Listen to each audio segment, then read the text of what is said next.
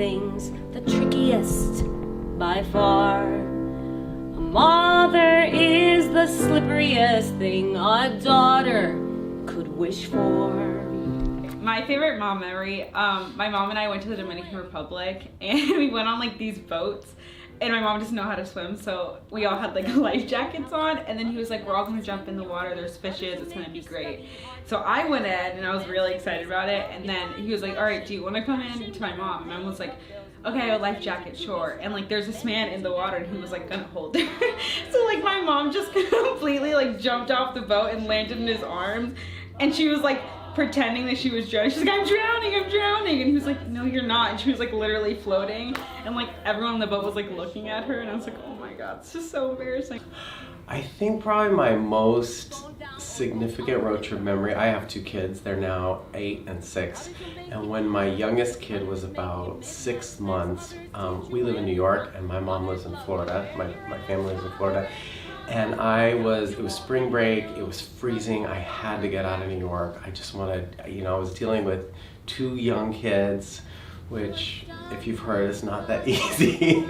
And we were like almost there. We had been driving for 2 days, New York to Florida, 2 days driving. I had a dog and 2 young kids in the car. And it was the last 2 hours of the trip, and I'm literally driving and I've got a bottle in my right hand, and the other kid, I'm like feeding him snacks. It was beyond me, and I remember just being like, I think I'm gonna break, I think I'm gonna break. A road trip memory that I have is when I went to Canada when I was a little boy. My father was born in Canada and I grew up in Maine, and my grandmother lived in Canada in Nova Scotia. So Nova Scotia is almost an island, not quite, but it meant we had to drive all the way through Maine, up and around New Brunswick, and then somewhere along the way take a ferry and take drive the car onto the ferry. And so it was like a big, long, 9-hour epic, at least for me as a 9-year-old in the back seat. We had road trips all the time when I was growing up, and what I remember the most is I have 2 brothers, and all 3 of us would sit in the back seat facing out the back window of the Ford Country Squire wagons. And the window would be rolled down. I'm sure we were inhaling the exhaust from the car and other cars, but we always had a great time. And it gave a lot of room for my parents, separation. So they were in the front seat, we were in the way back. We fought all the time. They never bothered them, but we had a great time every summer that we took a road trip. And we would go all over the place, mostly the East Coast. We went down to Florida once. We went out to the far west, Yellowstone. So this show has a connection there. We're stumbling, fumbling, blind through a minefield. We're driving with blindfolds, backs to the windshield, head first off a cliff. Challenging part is marrying the music and the movement. Just trying to do justice to the show and the story and what our wonderful music director and choreographer are asking of us, and just really taking in the nuance of everything. I think it's just been a really exciting process from the first day. I'm Latino and I've only done two shows, this being one of them, where the creative team is Latin and the writers are Latin.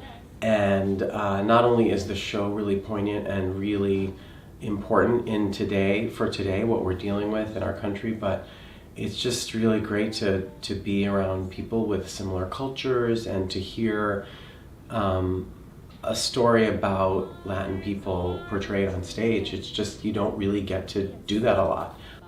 So the most challenging part, but also the most exciting part, is the dancing for me.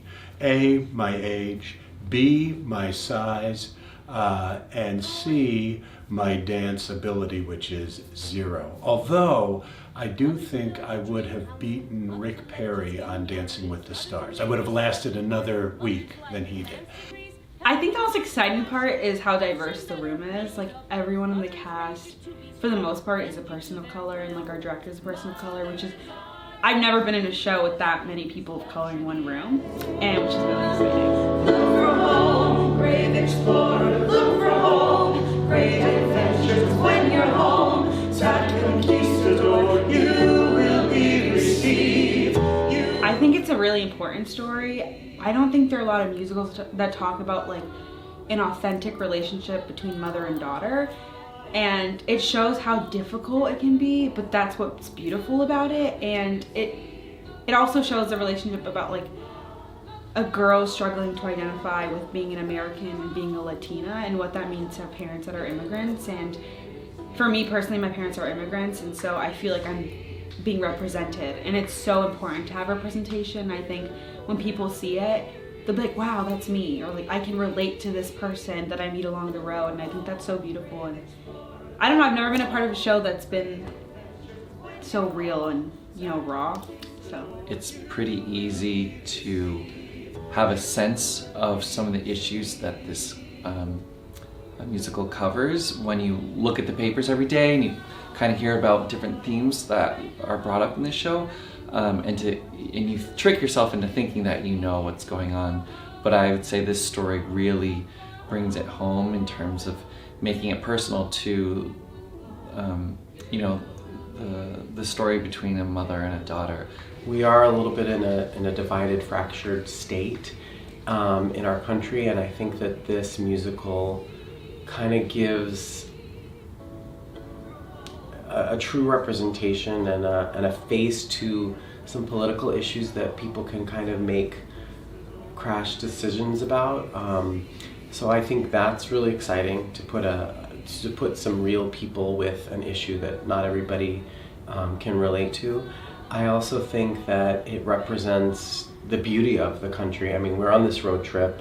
We obviously don't see everything that we see as actors, the audience is going to see, but you go on this road trip with these two people whose relationship's really complicated, and they meet the wonderful fabric of the country in this road trip. And I think it represents that, you know, we often judge a book by its cover and make some crazy decisions based off of that, and if you just take a moment to meet people, you really see that there's humanity behind every person, and everybody has a story. So I think that's a really exciting thing to share with people.